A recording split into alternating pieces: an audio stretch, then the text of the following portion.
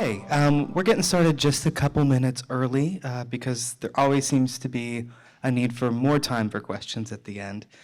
So it's fine if you're drifting on in. We're happy to have you.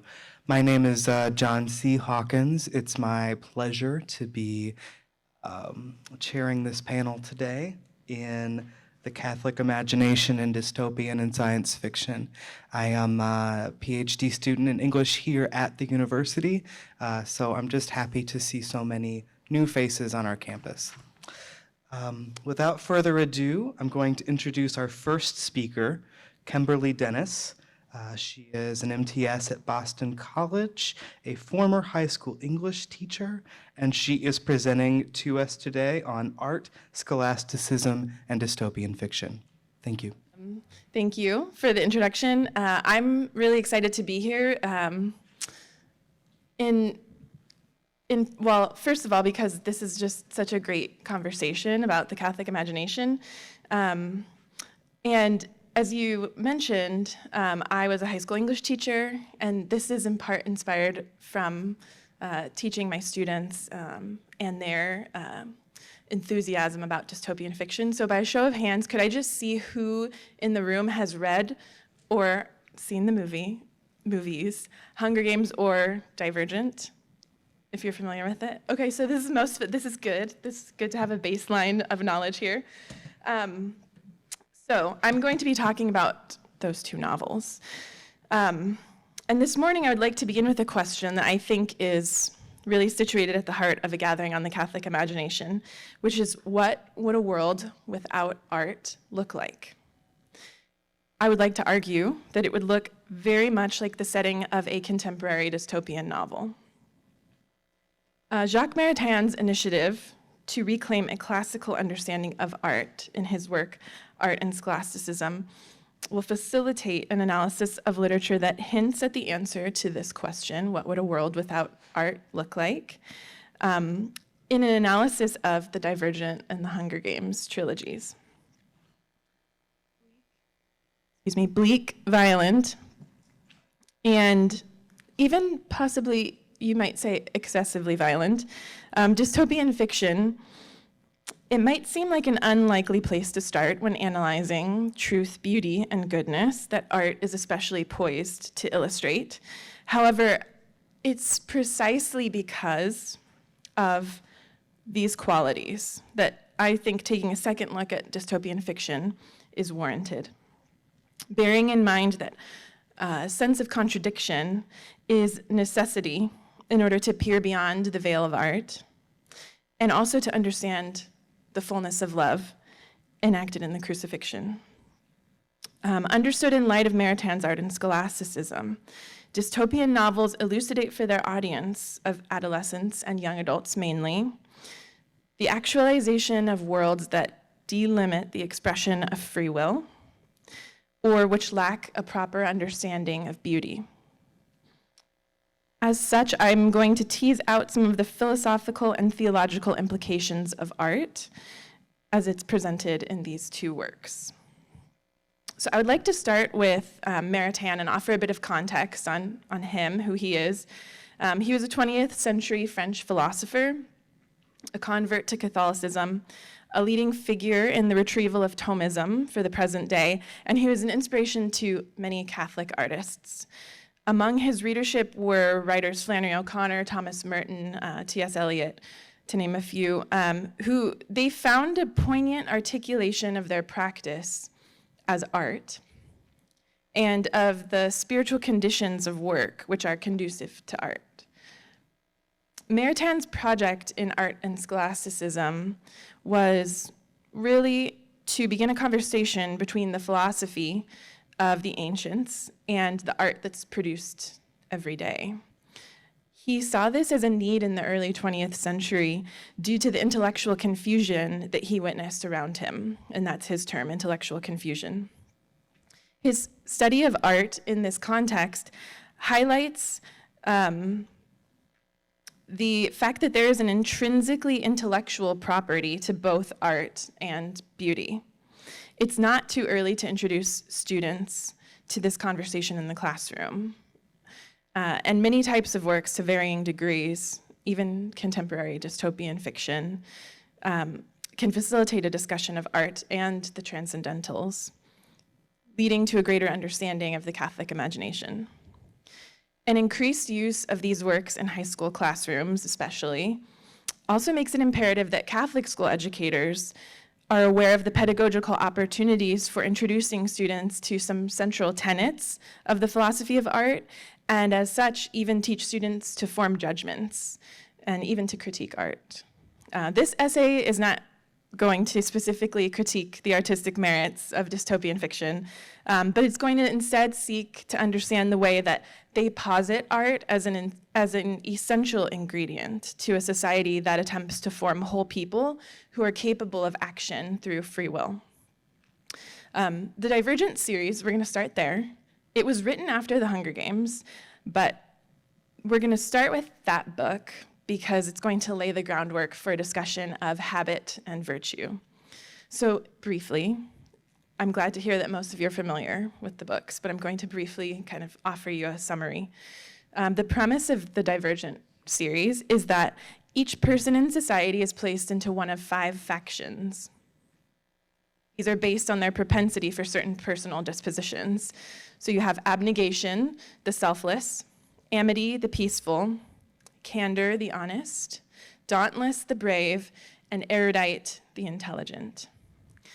These factions are ordered by their contributions to the rest of society, and the workforce is thus continually replenished as new recruits are separated out in an aptitude test, which identifies their strongest characteristic and places them in a certain faction.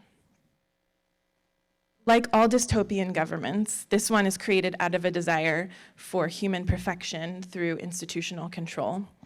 And the faction system is explained as a choice by their ancestors. And this is a quote from the book. They determined that it was a fault of human personality, of humankind's inclination toward evil, in whatever form that is, that ultimately led to this apocalypse, and then their current state. The factions are intended to perfect human nature by eschewing certain personality characteristics and engendering the notion that within them is the only true place of meaning, purpose, and life within society. The inevitable tensions and power struggles between the groups become dangerous for the protagonist of the book, Triss, who is not placed in one, but she's placed in 3 different factions. She is an anomaly of the aptitude test, known as a divergent, hence the title of the book. The government of this series, this is a little bit of a spoiler, and if you haven't seen it, I'm sorry. The government turns out to be an experiment. The society turns out to be an experiment, monitored by an outside force that has been attempting to study and breed factionless people who, like Triss, the protagonist, can belong to more than one of the factions. So, in the case of this novel, a clearer understanding of art reveals to us the fundamental dangers of specifically egalitarianism in the realm of the practical intellect that are implied in the narrative arc. So Maritain describes habits as faculties or qualities of the soul that perfect a particular nature of the person in whom they reside. So in the case of art specifically, a habit is a virtue that sharpens the intellect to perfection and to efficiency in its specific objective or object of making. So art needs to make something. It should be clear from that really brief introduction that habits form the backbone of all art that is created, that they require sustained effort and work, and that they also require an environment in which that work can take place. Habits and virtues are not subdivided to personality type or specific kinds of work, to factions, for instance. Rather, they work to perfect the practical intellect, which is the part of the mind focused on making things, in such a way that she or he, the artist, will produce good work. Basically, they are a good workman. Included in this, Maritain notes that there's a fundamental incompatibility between habits and egalitarianism, such as the government of the Divergent books, for instance, would seek to create. If art is a habit and a virtue, then not everyone will have it, if at all, and not to the same degree. So using personality as the basis of aptitude in different factions is a manufactured means of measuring and promoting habits then. Now, in Maritain, personality is an almost non-existent factor to the creation of good art, that is. And he writes that art in no wise tends to make the artist good in his specifically human conduct. This is why it's possible for someone to still produce good art while not being a perfect person. So they can produce something beautiful even if they may not be particularly excellent in their conduct, for instance. By delimiting formation of other gifts and characteristics, a stunted, one-sided development occurs, and faction members are unable to think beyond their narrow training. They begin to fear and envy members of the other factions for their unique positions in society. Art, like any other habit, is not distributed equally, and all methods to create improvement are contrived. Now, Maritain would say a culture and a discipline are necessary formation for the artist, but these do not extend beyond the sphere of natural talent to cultivate. So you still need to have that habit. The ability to produce art in the divergent environment limits the sphere of morality or of human good, specifically because free will and self-determination is non-existent. So let's shift now a little bit. Let's look at another aspect of art, this time from the Hunger Games, and we're going to think about beauty. The Hunger Games presents a different vision of an artless world, one that lacks an understanding of true beauty, in fact, has a skewed understanding of beauty. Briefly again, here's the plot. In each district of Panem, which is the fictional post-apocalyptic American society that Hunger Games tells us about, must sacrifice 2 children each year as tributes for the Hunger Games. These tributes compete against one another to stay alive by murdering the others, or simply outwitting them, because it is still a game after all. The horror is reenacted each year and televised 24 hours a day for everyone in this country to see. And it's described as the Capitol, which is the ruling government, as, quote, both a time for repentance and a time for thanks, end quote. The plot of the novel is set into motion when Katniss, the protagonist, a fiercely strong-willed survivor and hunter, volunteers to take her sister's place as tribute for her district. What ensues is a violent and also a grace-filled series of events where death is paid homage in tears and life is honored in willing sacrifice to others, which, it becomes clear, are not normal proceedings for the games. So whereas the games cannot fully satiate the hunger for love and instead replace it for a frenzy for flesh, and whereas the human sacrifices are tortured mentally and physically rather than offered up willingly for a worthy cause, there's no true understanding of beauty in them. To talk about beauty a little bit, it belongs to a category known as the transcendentals, truth, beauty, and goodness being the ones we most often think of, and these are ideal properties of being. The fine arts are especially oriented toward producing beauty, and it's important to point out both the knowability of beauty and also its ontological significance as reaching beyond that physical object and pointing us towards something that is greater than that. Most of the people who live in the Capitol are caricatures of beauty. They're described by Katniss, our protagonist, as more like oddly colored birds than people. She ultimately becomes the face of the resistance through the genuine artistic creation of herself as symbol, designed by her stylist, Cinna. I have a few quotes, but I'm going to skip over them so that we can keep moving here. Ultimately, Cinna's designs demonstrate a particular type of artisanal craftsmanship at work on the part of her stylist, who has a vision for Katniss beyond even what she understands herself to be. He creates her into a piece of art that then can inspire and really set into motion an entire revolution. She will earn the nickname Girl on Fire and will light the spark of a political revolution. So the danger at the heart of a cruel, ugly, and artless world suggested in many contemporary dystopian novels is the development of persons who do not understand art fully. Whereas an understanding of art is necessary for the development of whole loving persons and speaks to the hope of eternal rest in God through its transcendent qualities, the lack of understanding of art predisposes a person, and even more dramatically, a society, to all sorts of skewed notions of human value and dignity, as we see in these two series. Art, as it is properly understood, calls forth the artist's whole being in order to produce a beautiful product to be enjoyed by others, and yet it is subordinate to the end of man and human virtues. Introducing art through these novels can help to prompt the intellect to connect a Christian worldview and symbolism with Maritanne's reclaimed definition of art and a deeper understanding that art is a fundamental expression of a human being's relationship with the divine. And the opposite of that is why dystopian novels are written. So thank you.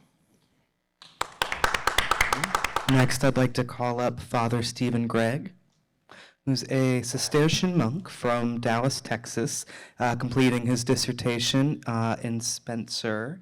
But today he's going to be talking a little closer to us in time. His paper is titled, "It's the Same with You, Gene Wolfe and Living the True Other Story." Thank you. If anyone here is a big Gene Wolfe reader. Oh, okay. But I hope I don't trouble you. I wish nobody were, so I would not have to feel so foolish. I'm sort of a beginning Gene Wolfe reader. But one reason I'm glad to be here analyzing a short story by this recently deceased author, just this year, in April, I think, is that when I was a teenager in something of a sci-fi fantasy realm myself, Gene Wolfe, along with Phillip K. Dick, were the authors presented to me by a schoolmate when he wanted to show me that what I was already reading could lead me much further than the simple things I was playing with. And about 20 years later, I'm finally getting there. What also draws me to this author with special interest is that even just a few days ago, last weekend, I was at another conference from the Christianity and Literature Society at the University of Dallas, next door to where I live, a conference on the Christian storyteller. And while much of the emphasis there, and I think more broadly, especially in Catholic circles, on true Christian storytelling, is focused on a kind of gritty, shocking, well-crafted realism in the style of Flannery O'Connor, which is great. While that's true, I was trying there to push in a different direction by looking back to the first book of Edmund Spenser's The Faerie Queene, by no means exactly Catholic, but certainly claiming to be Christian, and its own very different way of telling a story. So here I can now, as it were, push forward past that other model to Gene Wolfe, a renowned sci-fi grand master, as they like to say, though it's slightly intimidating, and a deeply Catholic writer. About his magnum opus, called The Book of the New Sun, a sort of tetralogy of novels, and the influence of Catholicism in his work, Wolfe said in a 1988 interview with Larry McCaffrey that in his work he tried to work out some of the implications of his beliefs. And the right approach would be to go straight to that work, but time and expertise are lacking, to me. I look rather to his 1970 short story, The Island of Dr. Death and Other Stories. That's the title, with other stories in it. Published in a collection called The Island of Dr. Death and Other Stories and Other Stories. This is not itself a radical science fiction story, like many of his others, but a story about fantasy stories in a very direct way, as much of Woolf's work is about memory and story in very profound ways. My favorite little Catholic moment in the story is Dr. Death's change of a St. Bernard dog, like St. Bernard the Cistercian monk, into a dog man who goes by the name Bruno, like the Carthusian. Sort of a monastic joke that I may be the first person to understand. At any rate, I want to explore what the double texture of this story suggests about the nature of stories, the sort of approach to story it wants to form in us, and how we identify with it. What the particular boy's desire for his story to keep going means, and how the intertwining of these mixed tales can lead us to understand the true other story behind them all, which is the gospel. But let's start with a small opening point in The Island of Dr. Death and Other Stories, when the narrator explains the name of the boy's actual home location, itself kind of an island, but here is how he describes it. Home is the big house on Settler's Island, but Settler's Island, so-called, is not really an island, and for that reason is not named or accurately delineated on maps. Smash a barnacle with a stone, and you will see inside the shape from which the beautiful barnacle goose takes its name. There is a thin and flaccid organ, which is the goose's neck, and the mollusk's siphon, and a shapeless body with tiny wings. Settler's Island is like that. We start with the power and problem of names. The barnacle goose is so named not because of anything to do with barnacle's appearance, but with what we would see on the inside of a barnacle if cracked open. Names need to be cracked open to reveal how they connect, as Settler's Island is not literally an island. Hence, there is a disjunction between the map and the name of the place. And this separation can guide us toward the inner reality, the actual connection between word and thing, between story and the life of the reader. And this is really how this story works, by cracking open another story, by cracking open a campy sci-fi story to see its relation to real life, and thus life's inherent openness to the power of fantasy. Woolf composes the story in 7 segments, each after the first segment, with a careful alteration between the story the boy reads, which is this camp sci-fi thing, and the story the boy is living. They're even indented differently, so you sort of see which story you're in. And here's a sort of quick outline of these segments. First, we hear of the setting and of the boy, whose name is Tackman Babcock. Tacky, we call him. The story is campy and the boy is tacky. He's going out with his mother's sort of boyfriend, Jason, and getting the untitled book, whose cover we study with fascination. It's kind of a corruption of the Island of Dr. Moreau, the Island of Dr. Death. Second, and now we begin this alternation. We move into the story. First, we hear within the story of Captain Ransom, the shipwrecked hero. And then we go back to life. Tacky is on the beach, and he sees someone coming in from the ocean. It's Dr. Ransom, Captain Ransom, whom he sees coming in and cries out to and invites and welcomes. And in the third segment, back to the story, Tacky reads in the story about Dr. Death, capturing Captain Ransom on the island and explaining his gruesome transformations of creatures. And then back to life. Dr. Black, the actual town doctor, takes Mother and everyone out to lunch. And Dr. Death appears on the patio to talk to Tacky. Fourth, back to the story. Tacky reads of Ransom's escape attempt from prison, his capture, and then seeing this girl who is being injected for torture and transformation. Then Tacky, back in life, is just in the car, hearing that he will have to go to bed before his mother and everybody else throw a party. Fourth, we're at home and we're reading again. In the story, Captain Ransom is saved by Bruno the dog man. And then, in life, while in bed, Tacky is visited by a Bruno who licks his hand. We suspect it might just be his dog, but for the boy, it's the dog man. And then in life, while in bed, he's visited, and we hear of party preparations the next day. Sixth, the penultimate segment, and climactically, we are reading during the party about Ransom meeting the beautiful Taylor of the long eyes and discussing her city that needs saving from Dr. Death. Well, then in life, Tacky comes down to the party, hides under the table, where Ransom and Taylor come to find him. He encounters a girl who's tripping on some drugs at the party. The story was written in 1970. And is called away then by Dr. Death, who appears, who shows him his mother being injected by Dr. Black in a way that exactly resembles what he saw Dr. Death doing to the poor girl on the table. And Tacky runs to a neighbor to call the cops. And seventh and lastly, we're in the hospital waiting room, reading about the final assault on Dr. Death's compound, and then in life talking to the actual nurse and doctor, and Dr. Death visits to conclude the story. It's a bit contorted if you have not read the story. What I want to show is that the story lived that the boy is going through, and the story read are intertwining perfectly. After the setting and stealing of the book, Tacky reads, goes back to life, which is rather passive, and encounters in his life the same character he had just read about, with Dr. Death predominating. This is an image of a child's imagination entering reality, running wild, as we say, as often does happen. But we notice that the imagination leads, not the story of his real life. First, he reads of Captain Ransom arriving to the island, and then he is playing on the beach and welcomes him to his own, not really, island. Imagination is spilling over, not to destroy, but to interpret and offer some kind of interior remedy. Woolf wants to recuperate this campy fiction, which he himself, of course, is an author of in his early days, and this child's way of reading. It's a polemic at the level of stories.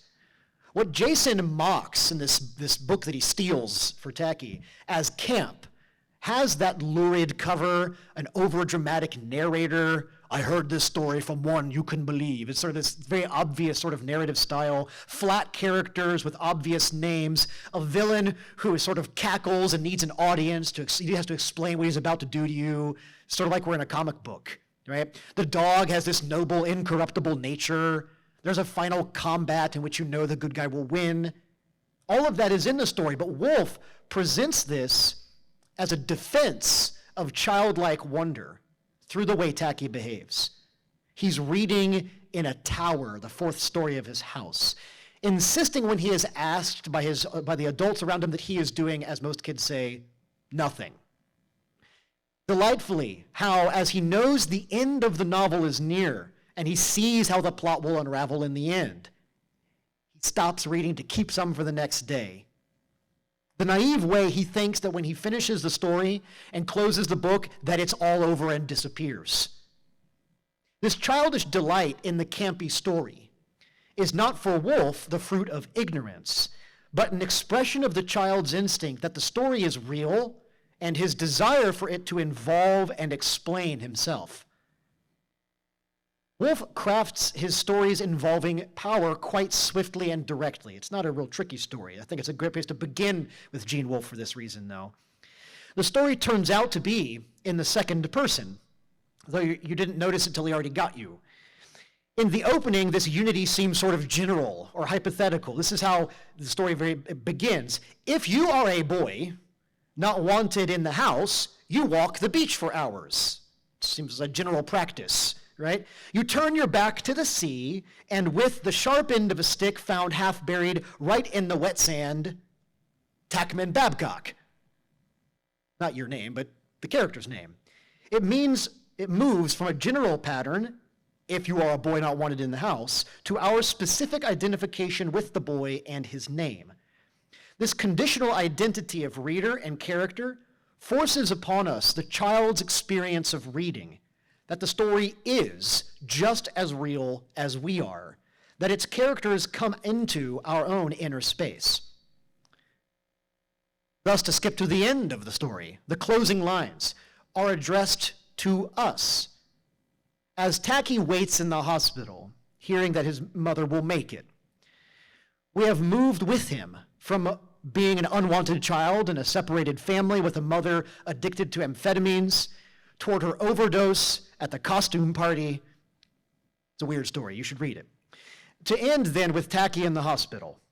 Dr. Death appears after the real doctor, and we tell him we do not want his story to end. We don't want Dr. Death to have to die at the end of the story and it all be gone. Tacky knows Dr. Death is about to die in the flames, and then Captain Ransom will go away and leave Taylor, and we have to wait for the sequel. And it's very frustrating.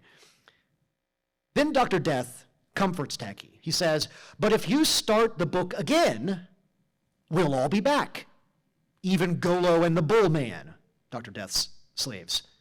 Honest? Tacky asks. Certainly, Dr. Death responds, tousling our hair even. It's the same with you, Tacky. You're too young to realize it yet, but it's the same with you. The way the story works is the same with us. We work like the story. I do not think what Dr. Death means, or what Gene Wolfe means, is that we can always just start over. And so no need to worry. But rather something much more serious, a real insight. It works the same with us, because in our story, as in the restarted tale the boy likes, we'll all be back. Not just Captain Ransom, the hero, but also Dr. Death, Taylor, Bruno, Golo, and the Bullman. All of it. Wolfe emphasized this in the interview I quoted earlier. He said, if you don't have Dr. Death, then you can't have Captain Ransom. You can't have a knight unless you have the dragon. And this is Dr. Death's lesson earlier in the story. When Dr. Death first shows up and Tacky's like, Ransom's already here, he'll kill you. Dr. Death says, hardly. You see, Tackman, Ransom and I are a bit like wrestlers.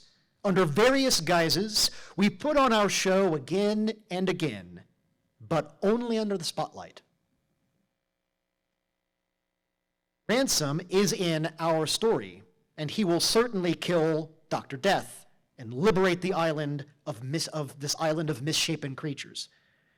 But Death must always be there to be incorporated into the truth of the story. The fantasy story, for all its campiness, is forming Tacky for the true other story of Ransom wrestling Death, the gospel. Truly to absorb the gospel and know Christ, one must see in oneself the possibility of evil and death, must trust in Ransom with this child's trust. One must not draw a boundary between word and life, as if the tale were mere entertainment, but let reading form the inner drama of the spirit and so form the action of one's life. Tacky's story at first separates him, like most little boys who are into reading too much. He's in his room alone with the door locked. He's reading in the car, ignoring the others. He's under the table. But the story then, through the figure of Dr. Death, not Captain Ransom, reveals the complex drama of the boy's real life.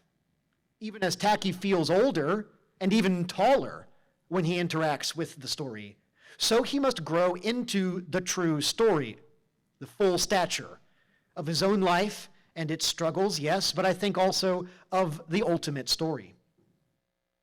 Wolfe's story and its linking of the inner and outer to its audience, its way of letting the told story form and reveal the lived story, not only as an objective means of comparison, but through this intertwining of the two, is, for all its fantasy, a very real presentation of the way our lives work and of what living within the real story can be. Christ, the Word of God, is a story that enters our own to encompass all within it, a ransom that becomes the conquest of death, a death that becomes ransom, that encompasses it all and shows its true meaning. And we, like Tacky, do not want it to end, even if it means keeping Dr. Death. Thank you.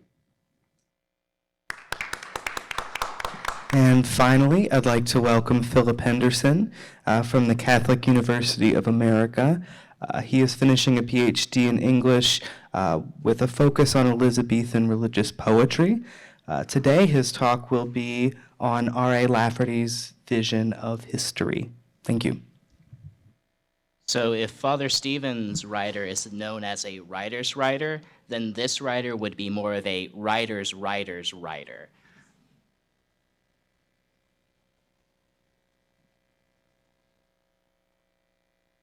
Raphael Aloysius Lafferty, or R.A. Lafferty, was a Catholic science fiction writer from Oklahoma who published more than 100 short stories and a handful of novels. In spite of this volume, however, he only ever really wrote one story. Its plot contained in a single dependent clause, "And he shall come again to judge the living and the dead." Yet no writer of less renown has stage-managed more variety, interest, and hilarity out of such a narrow, shadowy, and inherently alienating premise. Even if one concludes that, as a minor artist, Lafferty relied too much on a restrictive palette of stylistic and thematic coloring, his ability to wring from it every last nuance of perspective and proportion makes him a useful subject for studying imitation, like an anonymous sculptor from ancient Greece whose continued relevance is an accident of 1,000 avoided disasters, or a peasant whose thatched hovel is still lovingly maintained after hundreds of years as an example of vernacular architecture amidst a wasteland of postmodern sprawl. And what is it that sets Lafferty apart? He is an inheritor and purveyor of a distinctly and sometimes militantly Catholic imagination.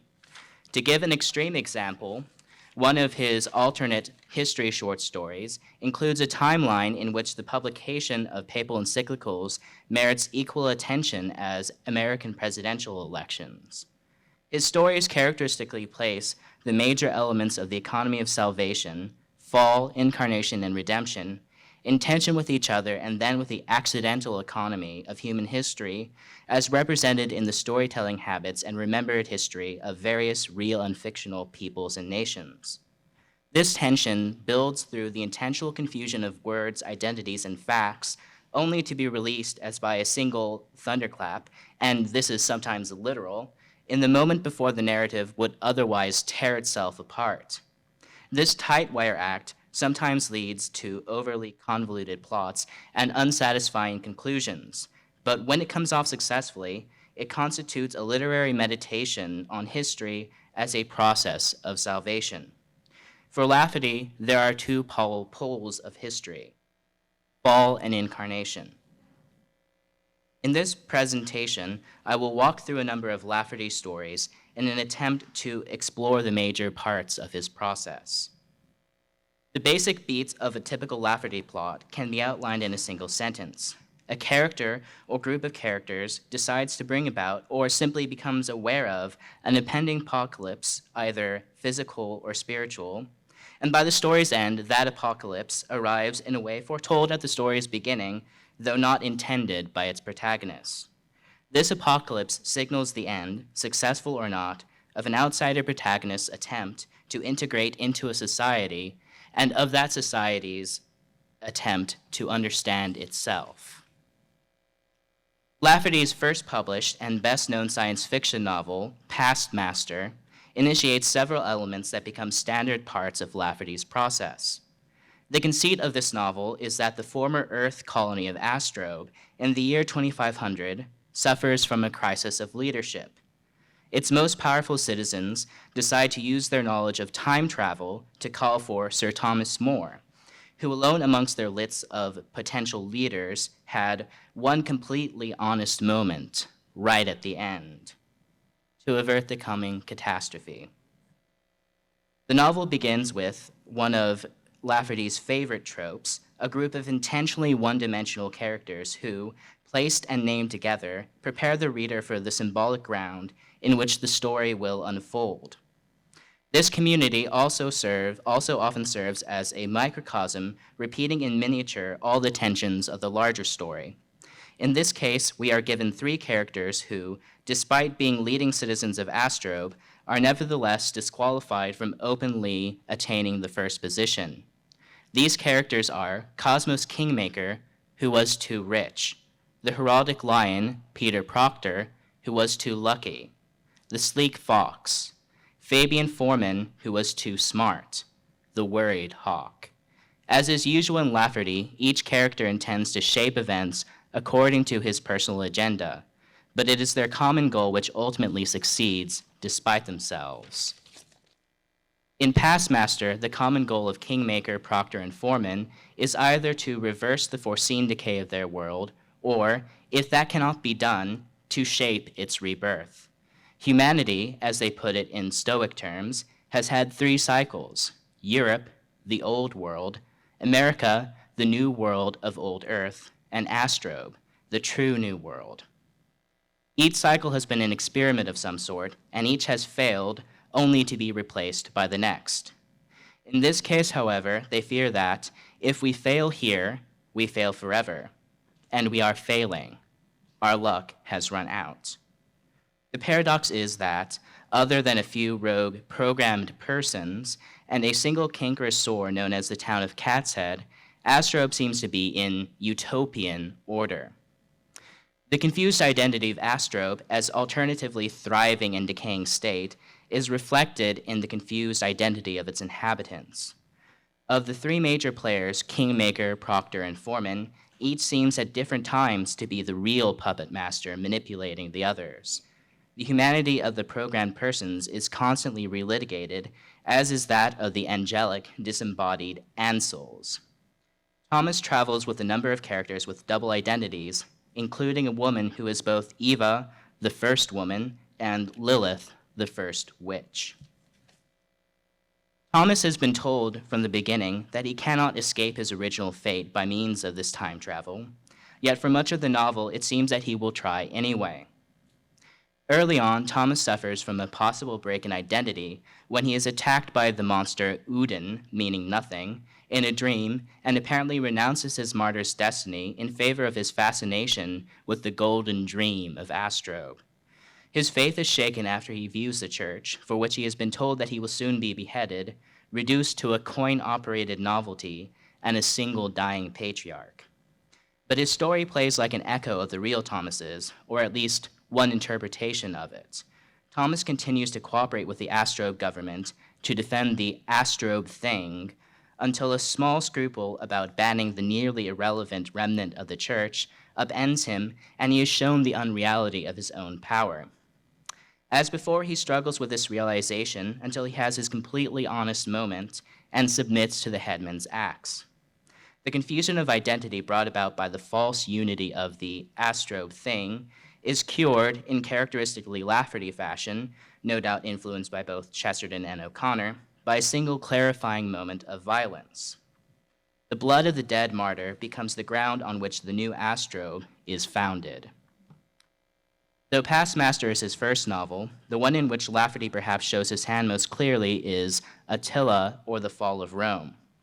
Since he deals here with an actual historical event and only lightly massages the facts in order to tell his story, the joints in the Lafferty apparatus show more clearly than in his more exotic stories.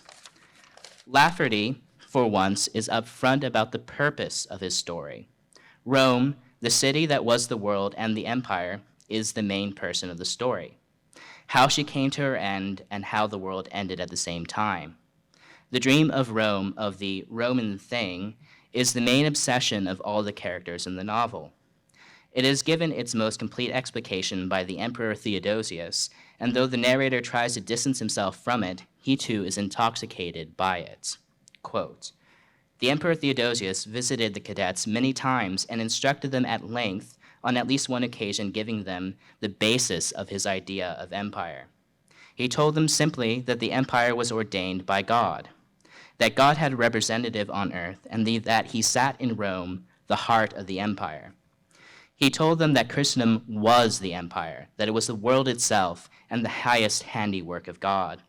He told them that if the empire should ever fall, it was the world itself that would end, that their life was not their own, that they were the stewards but not the proprietors of their own bodies, that these belonged to the empire, and through the empire to God."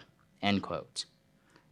Quote, "This was neither the established nor the universal view, nor was it the Catholic view, but it was the Catholic view as interpreted by the Emperor Theodosius and perhaps by the Archbishop Ambrose of Milan, since these two were very close. St. Ambrose believed that the preservation of the empire to be of the utmost importance, and he had impressed his view on the emperor, the one person able to implement it.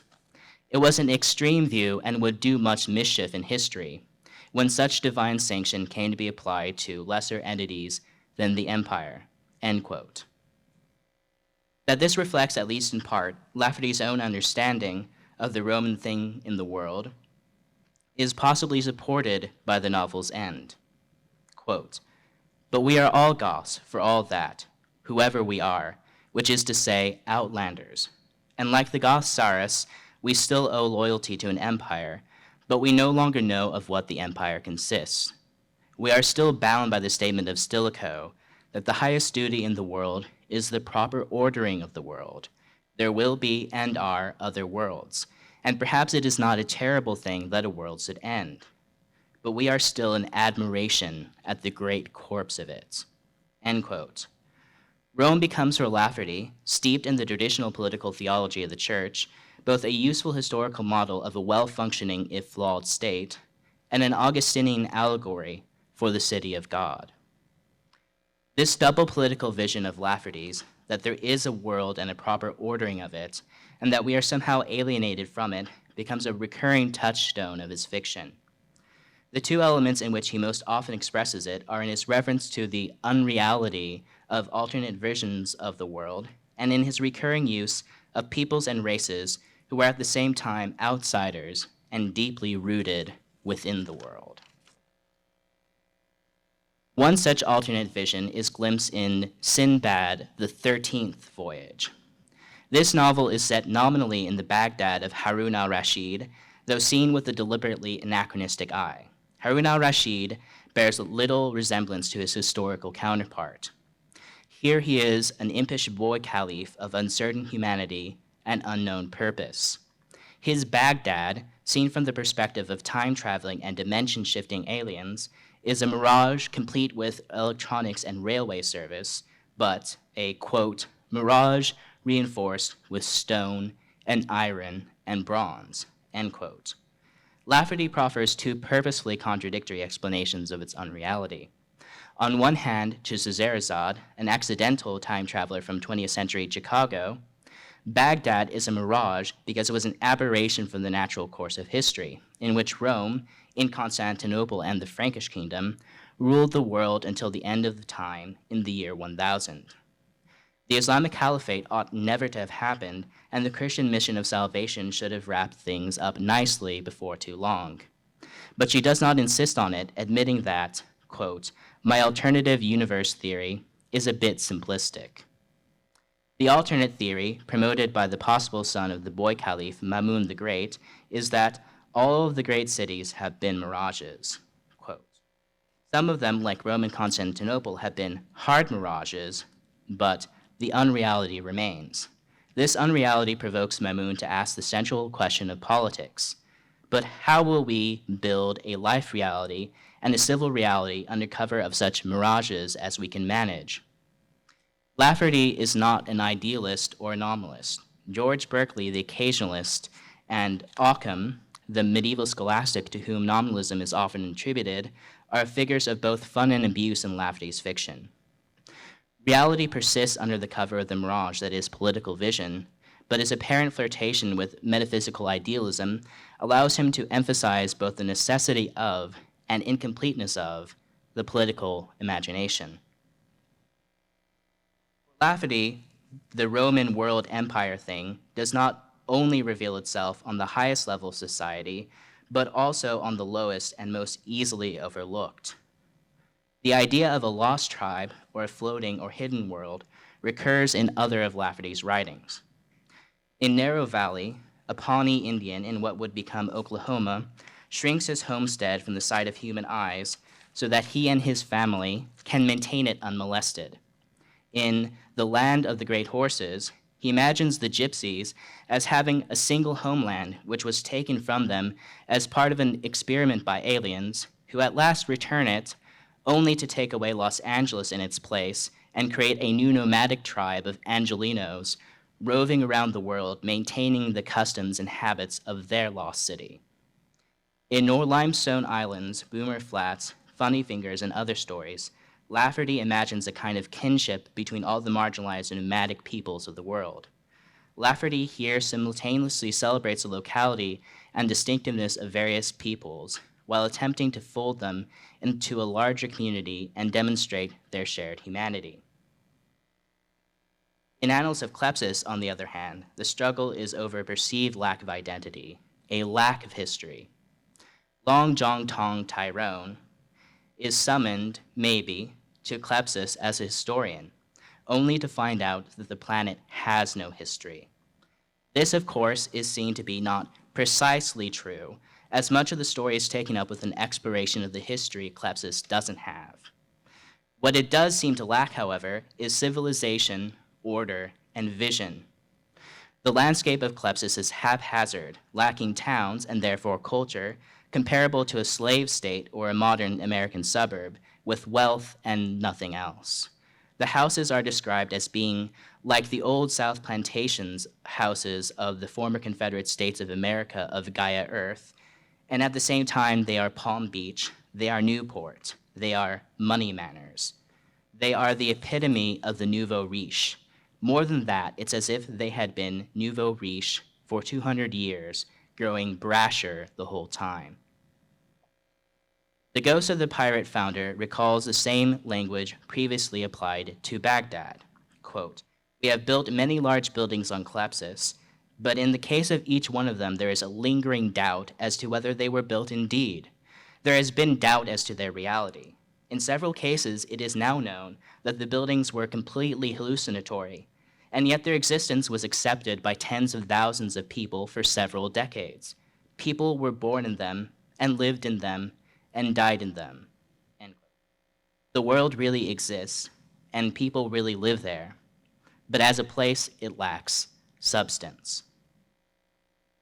As we have seen, the apparent unreality of the world and attempts to render it substantial by means fair or foul is Lafferty's favorite occupation. In his essay, Riddle Writers of the Isthmus, Lafferty explains why he believes that science fiction and fantasy are so well suited to his purposes. Quote, "The theme of the fall and the deep past is implicit in most of the central works of science fiction, and in virtually all of the fringe works. It is the breath of life of high fantasy. It is the memory of magic behind all sword and sorcery." End quote. All the great powers and abilities described in these genres, Lafferty says, are simply echoes of what man was like before the fall. The purpose of any good story is ultimately to kindle hope that, if only we can solve the right riddle, we can recover all that has been lost. For Lafferty, that answering was made possible by the Incarnation, the most important event of history, and remains available to anyone with eyes to see. Okay, so we have some time for questions, and Emily is going to pass the mic around. I have quite a few questions of my own. I'll start with one that I hope will apply to each speaker, so I invite each of you to answer, and then we'll pass it out to the group. So my first question deals with the sort of cliche of high or low art as it relates to science fiction. It's sort of I think an old idea that science fiction is sort of low art or for the masses, but at least several of you do suggest its accessibility or popularity, or that there's a sort of vantage point to it. And I wondered if you might talk about the relationship of sort of science fiction's readability with the Catholic imagination, if you see that aligning or contrasting or other. I'll go ahead and answer that. I think for Lafferty, he intentionally uses what people will consider low art. Like, he will use fables, he will use tall stories, he will use whatever comes to hand, because the idea of the mass, of the people, is at the center of his vision of the political life, right? We're all seeking towards some kind of common good. And so using what people naturally like, what people are naturally moved, allows you to bring them into something higher, something more noble.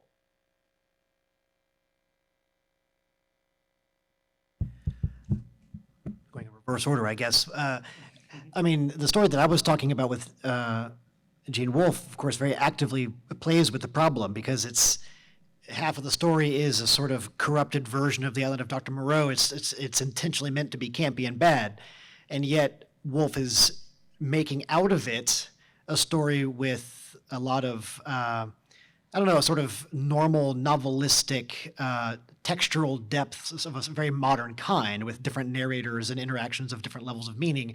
So he is trying to show, I mean, he is just showing in practice how you can use that material for something valuable. Now, he doesn't just write a campy story, though. So he obviously, on the one hand, recognizes the inferiority of one thing while then welcoming it in. I mean, I think a lot of times people will complain that they see this or that thing and it's just another comic book hero movie.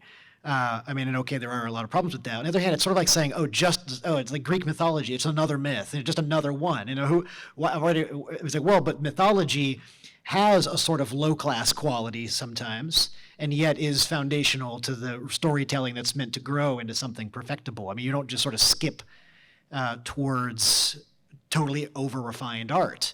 I mean, Wolfe is in a generation that was very actively trying to take science fiction out of the sort of cheap pulp thing into a really artistic format, you know, which, I mean, they've more or less succeeded, it seems to me, but in themselves, and then, of course, the aftermath. But that's what, to me, it was sort of almost a kind of Catholic side of it, that the way that a truly Catholic thinker or writer will understand that which is lowly and half bestial even, right, in the tale that Wolfe's dealing with, that those things can really be redeemed, and there's an inherent beauty in them that that may be more than what you would have thought, given the awkwardness or clunkiness of the outer appearance, right? So I think that's something that Wolfe and some other science fiction writers are really actively trying to do, while, you know, also wanting to have a popular audience. I mean, if you write something that no one reads, there's a sort of pointlessness. So, I mean, one last thought then would be like, we often think of, I mean, the scriptures themselves are not the most utterly refined manner of storytelling. St. Augustine talks about in his own life being sort of turned off by the clunkiness of what he was reading, and learning, however, that there's something more there. So maybe there's a similar problem going on with these kinds of stories. That's a great question. And I specifically didn't want to talk about Divergent and Hunger Games in terms of their like high or low art or artistic merit, because I think there's an interesting kind of thing happening here in terms of our presentations, which is the books that have probably the greatest mass appeal also have the least explicit Catholic content. Whereas these two writers that we've talked about are like deeply Catholic in terms of the themes of the work. And then you have these like wildly popular kind of dystopian fictions that have maybe traces of like Catholic themes throughout, but it's not, it doesn't present itself in that way at all. And yet they're all working within kind of a similar genre, or at least they all see, let's say, fantasy or dystopian kind of other realities as a means of connecting to readers and conveying something of truth. And I guess that's a bigger question for all of us, certainly for myself. which is, can we really reclaim? I would argue that we can, in a sense, reclaim a little bit of that Catholic imagination and that understanding of incarnation, of a Christian worldview, kind of, and bring that into these worlds. But I do think that's a bigger question, because people are just reading these books today. It's not, they are vastly popular, and there seems to be a greater sense of intentionality on the part of Lafferty and Wolfe, that they know exactly what they're doing. They're intentionally campy, for instance, as you mentioned. And so I think in a sense, what you see from some of the, let's say, the dystopian fictions that are very popular, they just are what they are. They don't pretend to be anything else. They just present themselves as campy as they want to be, and don't worry about it. And so I think there's some sort of attraction to it in that sense too, from people who read these and say, okay, I can get into this without having to think too much about the layers of meaning, or that it's intentionally trying to do something, or make me think too much about it. And so I think, of course, there's, in the Catholic intellectual tradition, that dimension of, we need to think deeply about what we're reading. But I think sometimes when people read things, they don't want to think that much about it. They just want to, it becomes entertainment at a certain point. And so do we say, that's great, and let's try to find some truth in that? Or do we just say, you know, I don't know, bigger questions there, so. Thank you. And how do your students tend to read those books? Do you see patterns in their responses? I mean, they read it first for entertainment value. They're easy to read, quick to read. They are, at least, you can say, picking up a book and learning new words, expanding their vocabulary, things of that sort that teachers are always thinking about in terms of literacy. And so I think they're encouraged by those things in the book, that it might be better for them to pick up and read this than to go on Netflix, for instance. But I do think that they see, well, especially for these two young adult works, there's enough depth there, and there's enough thematic meaning there for them to feel like they can dig in a little bit to it. And they don't have to be experts on literature in order to do some initial analysis of the Hunger Games and to see some of the things that Suzanne Collins, for instance, in Hunger Games is trying to do. So they can have kind of those kind of conversations with friends about that too. So, Thank you. Mm-hmm.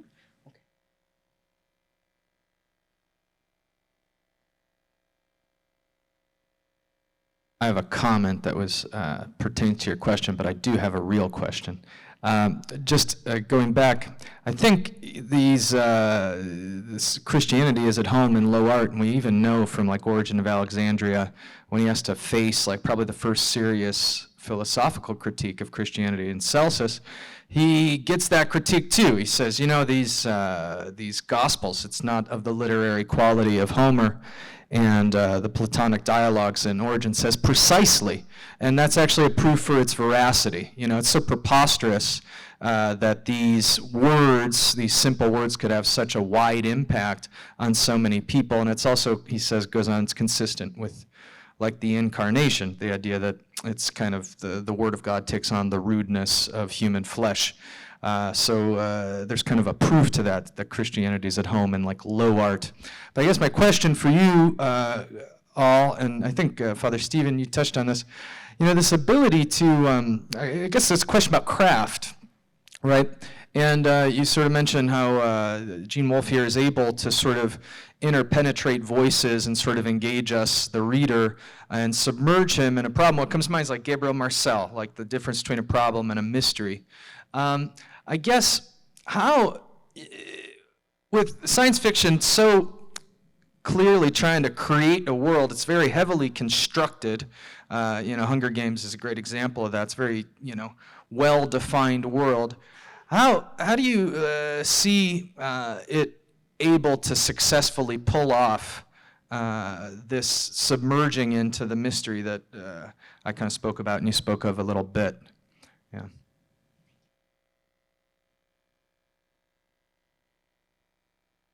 I was just thinking as I was listening also about the notion of so first about your comment, then your question, which I'm not sure I know how to answer.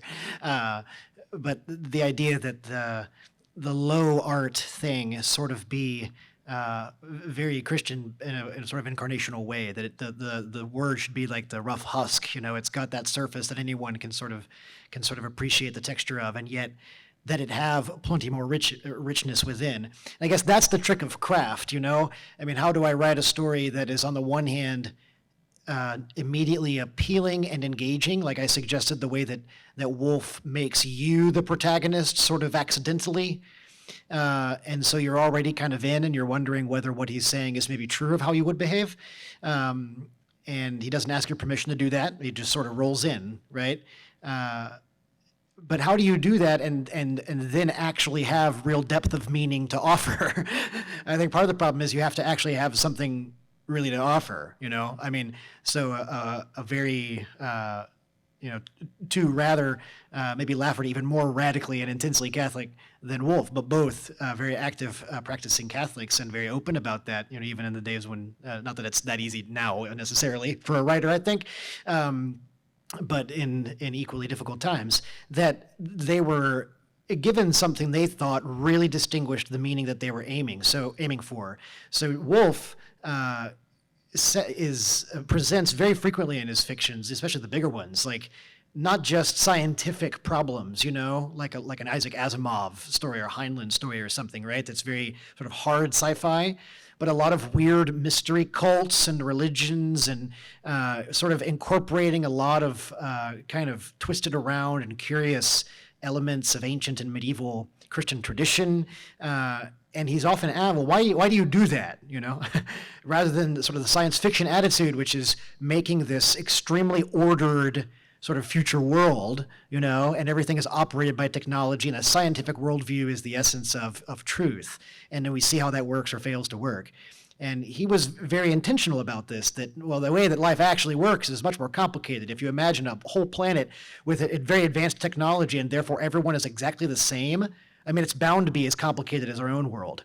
So what he is trying to do in his fiction is really imitate his perception of how human life really works, which he has gotten from, I think, his Catholic faith, which is, so it's not just a matter of sort of practice and craft and just constantly working to write, but also something that he's lived in his own life, really he can push forward and offer.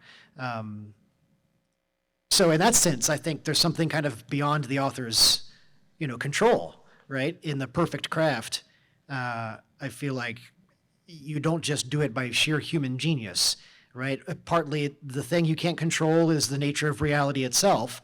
And if you deep down know that is awesome and beautiful and divinely created, this gives you a lot to work with. And then you've got the moment of your own interior realization of that beauty and a kind of grace that surely the author must be, if he's producing a really beautiful and good thing that might then potentially really help someone understand the nature of things. I mean, there's something operating in that writer that is not merely a matter of technique, but the technique would be maybe an important, sort of bridging between the mystery of the beautiful world and then the author's own inner life. So I think both Wolf and Lafferty, as much as someone like also Maritain, a totally different context, right? The people whose inner life gave them a real message to offer. So that's something of an answer to the question. And if I can add a little bit to that, so I'm assuming that you're thinking, especially in highly crafted worlds where there might be no mention of God, right? How can you discover a sense of or presence of mystery in those two? And then to kind of go off of what you just said about Maritain, I think he would say, first of all, that art, that craft is essential to it, and it has to be something is made, and that something that is made comes from the being of the maker. And so I think if we can talk about the process of the art, we can, through looking at the product, the craft itself, and the world that they have made, the author or the artist has made, we can start to uncover aspects of their being within that. And I don't just mean let's analyze the art from the perspective of who's the author, what's their life, and that whole autobiographical analysis. But I mean, let's try to understand specifically how the work itself conveys something of their humanity, and what that's trying to communicate to us. And I think you have to look at the really kind of, I don't know, material, like the practical things, what's happening in the plot, what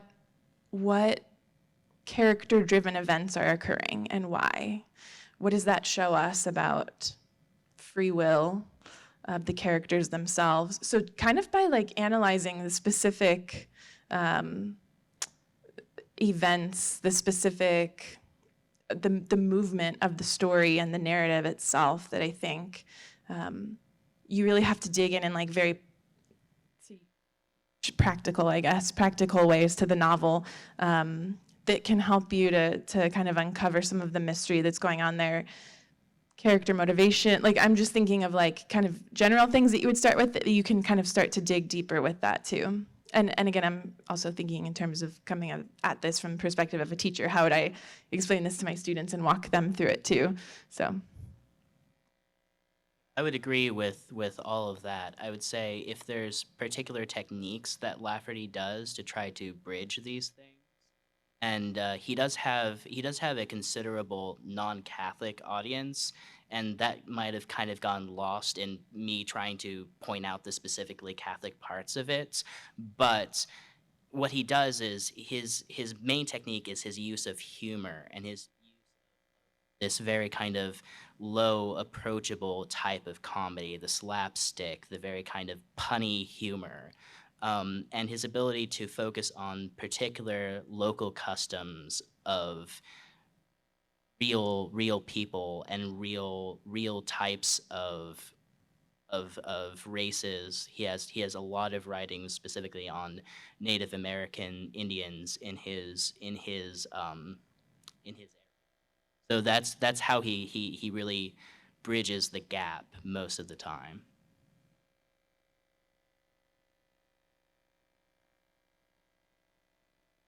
Trying to formulate my question here, but I consider myself as someone outside of the science fiction, fantasy subculture, if you want to call it that. So I'm the kind of person who loves the Hunger Games and reads that kind of stuff.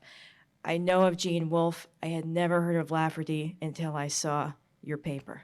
But when I looked him up on Wikipedia, I see that people like Neil Gaiman, right, who has mass appeal, those are the people who are trying to bring somebody like Lafferty more to the forefront, more to a broader audience.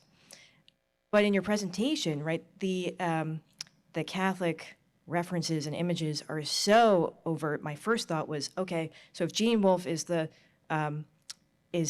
science fiction subculture, then this is like the Catholic subculture within that subculture. But you're saying that, he has a readership that's a big readership that's non-Catholic. So I'm wondering if there's a reverse relationship going on in the science fiction subculture. I'm sorry if I'm using the word subculture, and it's actually not. So if you have the Hunger Games mass appeal, and the mass appeal corresponds with sort of a lack of overt religious themes, that sort of thing, is there an inverse? Is it the inverse in science fiction and fantasy in that world? I'm just curious, asking as an outsider. Yeah, so I think it's kind of the variety of things that he plays with, variety of things that he makes reference to. So the Catholic is just one part of what he's doing, even if it's the most overt and the most central. He does so many other things, and his style is so eclectic that the fact that he does these overtly Catholic things is just kind of accepted as him being kind of wacky and out there. Not a turnoff or a death sentence in any way, it seems like.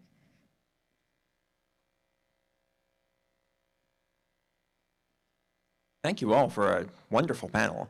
My question is directed at Father Stephen, but I hope you all might be able to jump in on it.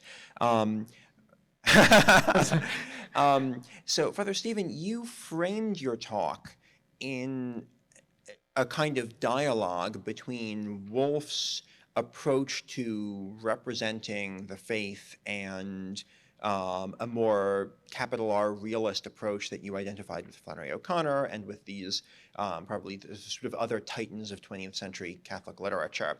And I'm wondering if you could maybe say a bit more about how Wolff might be in dialogue with the generation of writers, your Graham Greens and your O'Connors and your Muriel Sparks that came before him.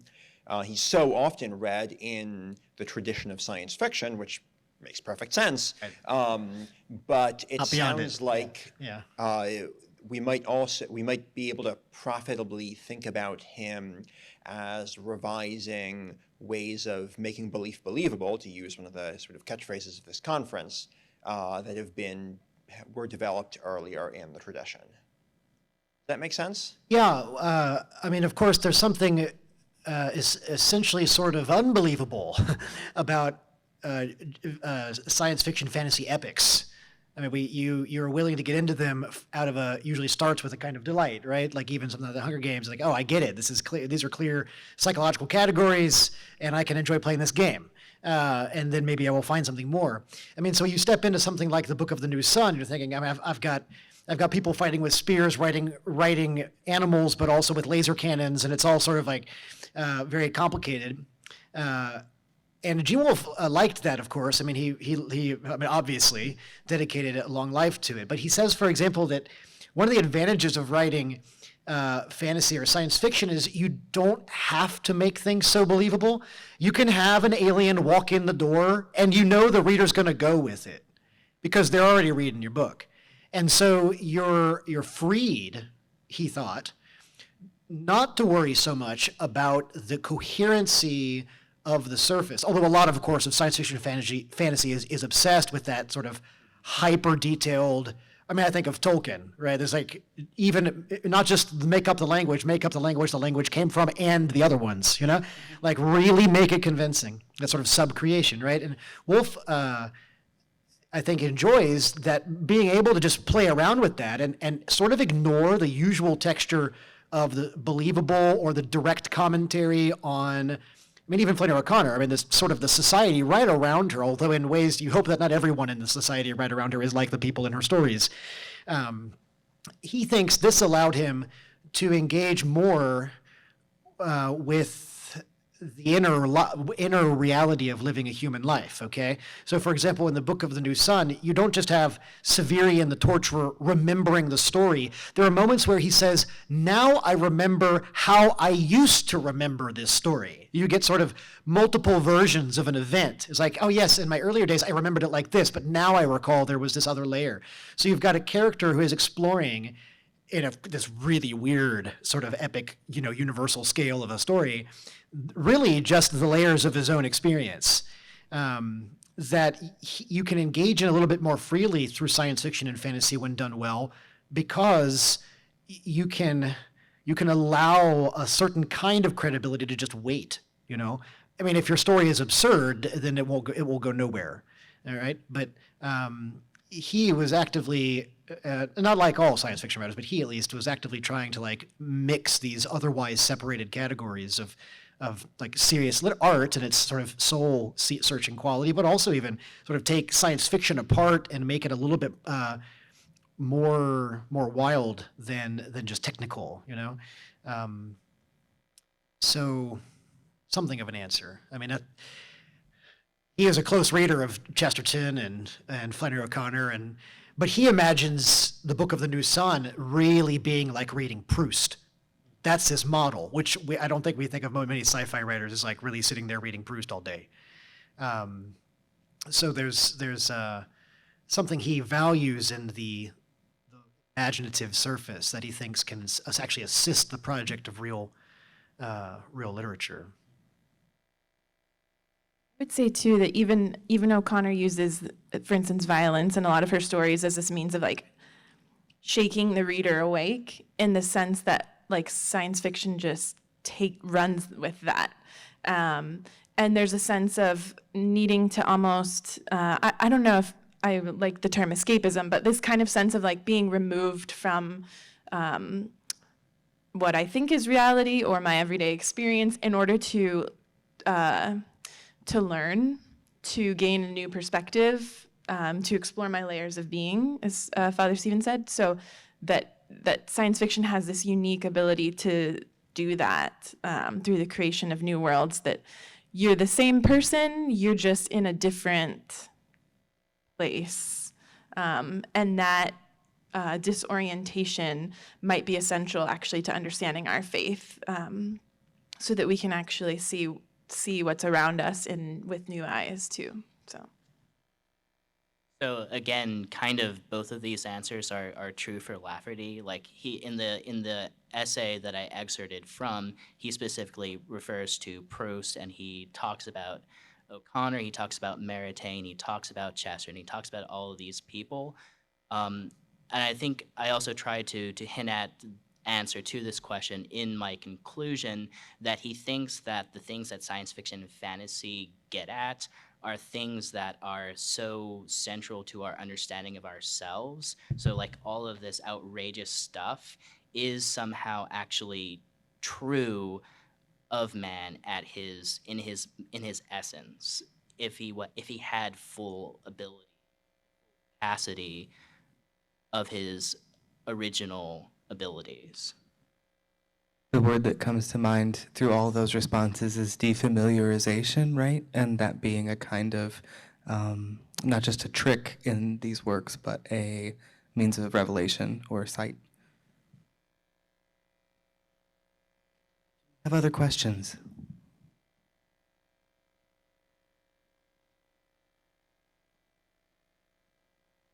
Thank you. So this is probably mostly from Ms. Dennis, I guess. But there's, in a lot of, especially now YA, right, there's love and romance as a language that's used to explore basically everything. The reason there's love triangles, right, is it's a clear choice that the protagonist can make between two versions of herself or himself. And I think that while that's super traditional, that goes way back, today, people find that a little bit, both writers and readers find that a little bit overwhelming, and they're like, why does every book have to have a love triangle?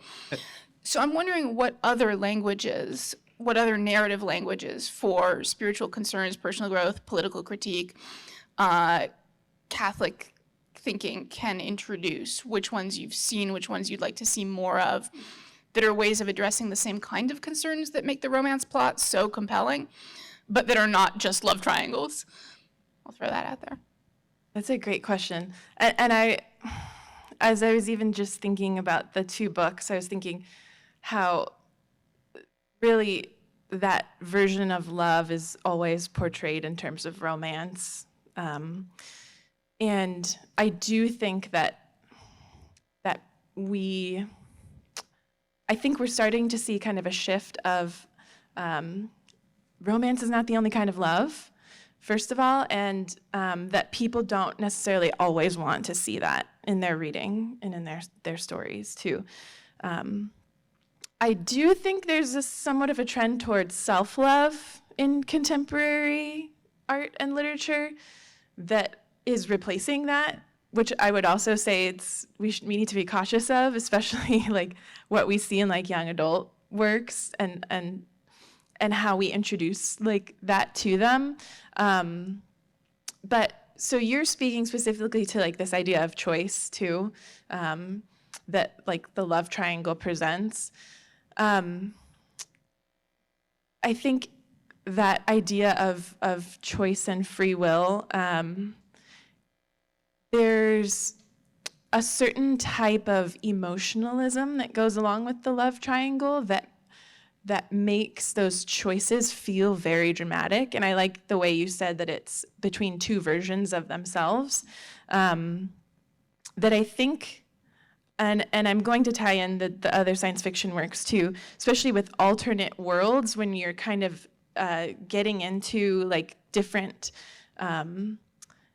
choices that you can make in different worlds, that can kind of allow you to see clearly the effects of like those choices in a very dramatic way. And I guess you can see that in, I don't want to like take it too abstract, but there's a kind of like process that occurs too in decision making that you can trace in a lot of different ways throughout a character's development. And I think romance is just one way to do that. I think part of it too is just the entertainment value of the romance that people enjoy, whereas it may not actually be the best way to trace a self-determination. And like that there may actually be better examples within each story that you could also emphasize. The choice at the end of the Hunger Games when the two characters are going to commit suicide basically by eating poisonous berries in order to defeat the game itself is a choice that they make that's very fascinating, and they make it together. And so you can pull all sorts of like, where does this decision arise from? So I think there's ways to look at it if we kind of want to dig a little bit deeper, even into stories that have romance, I guess that's what I would say too. But yeah, I think we need to be critical of what else we're seeing in terms of what's replacing the romance today too, so. Great. Well, I'd like to close out with a question about Western culture kind of writ large in these stories. Phillip's already really helpfully, I think, suggested some alternatives, but one of the dangers of dystopia, I think, is limiting us into an imagination about sort of European white rationalism being the one arc, and if that ends, then everything ends, or just a sense of like the centrality of that idea being the kind of here's the direction of progress. And so I wondered if there's any senses of a more universal Catholicism, or I think one of the phrases I heard was marginal kinship, but things that, in other words, a larger Catholic imagination that plays through perhaps even beyond a sort of westernized future, if that's a clear question.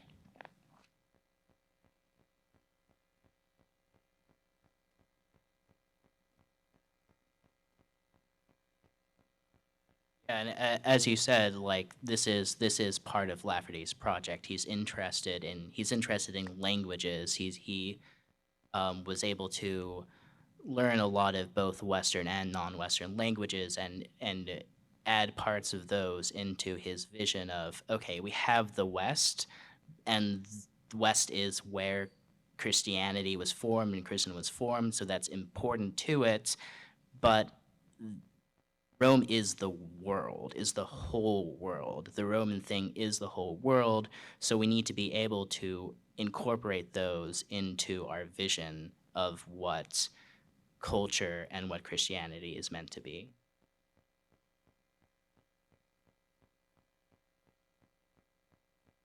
Thinking of, I don't know how this in any way is an answer or a failure to answer this question, but just curious, one of Woolf's sort of future utopian visions, he complains, like, everyone thinks that if we go out into space and found new colonies, that they'll all be American.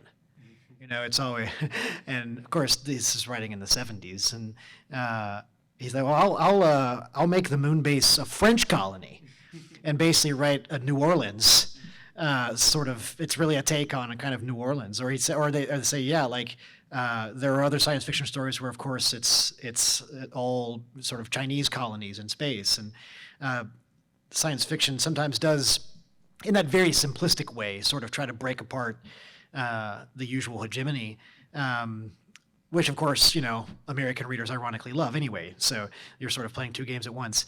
But I guess the question for me is like, dystopia is so profoundly fascinating to people today, and has been for a while. And what's weird is that we make all these terrifying dystopian films and so on, and then we just sort of reenact them in life. I mean, what a weird behavior, right? It's sort of a death wish, maybe, in a literary imagination for a lot of people as well. That could be very dangerous. And so, how to sort of a question that's come up actually in more ways, like how to guide that towards a more Catholic kind of broader vision, which is, the dystopian sort of in itself is a taking apart of the cult of progress from the Enlightenment and so on, right? I mean, even before. I mean, in a way, whatever you think Thomas More's utopia means, it's not like it's utterly clear that it's always better. Like the Plato's Republic is not necessarily the place you really necessarily want to be. It's sort of a complicated thing to try to assess, right? But certainly in our time where I feel like there's this, the economy must be growing. Everything must be growing and moving forward in order for it to be actually good. And usually science fiction writers go far in the future and show that things have become terribly stagnant, and how do we really move out of that without merely wanting to basically destroy the world that we're in our imaginations and feel like that, so we just sort of blow up the whole thing. How does a Catholic, or anyone with a serious non-merely Western progressive worldview write differently? That would be a good dissertation, probably, to write. But what I like about Lafferty is, there is this sort of going back to a long and powerful sense of that there were these empires, particularly Constantinople and Rome, also one empire, but those cities that represented in their time this all-encompassing vision, I guess occasionally New York City pulls this off, and probably Chicago too.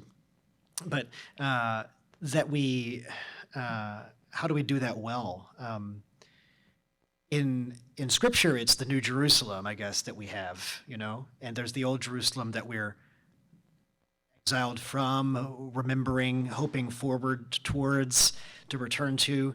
And I think there's something about a real, like an eschatological sense of purpose rather than mere progressive, that it's drawing together towards a righteous judgment and end that gives all things their proper weight. That might, getting that into your story without merely making it direct, and trying to write the end of the world. But there are those fun stories. Even something weird like Stephen King, The Stand, or his old thing, where there's a kind of like final ending where things really are settling into judgment, or Good Omens, I guess, back to Gaiman. And so maybe there is a way, but it's going to be a pretty mysterious path you got to follow, I would think. I think that the cult of progress, too, your phrase there, Father Stephen, is really,